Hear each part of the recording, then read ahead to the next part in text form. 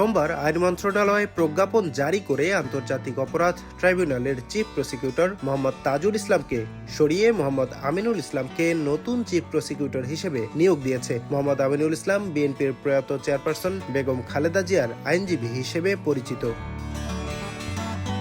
প্রজ্ঞাপনের পাশাপাশি রাজধানীর 2 city corporation সহ দেশের 6টি সিটিতে প্রশাসক নিয়োগের তথ্য প্রকাশ করা হয়েছে। নতুন নিয়োগপ্রাপ্তরা হলেন ঢাকা দক্ষিণ সিটি কর্পোরেশনে মোহাম্মদ আব্দুস সালাম, ঢাকা উত্তর city কর্পোরেশনে Mohammad Shafiqul Islam Khan, Khulna city কর্পোরেশনে Nazrul Islam Manju, Sylhet city কর্পোরেশনে Abdul Qayyum Chowdhury, Narayanganj city কর্পোরেশনে Mohammad Shakhawat Hossain Khan এবং গাজীপুর সিটি কর্পোরেশনে মোহাম্মদ শওকত হোসেন সরকার।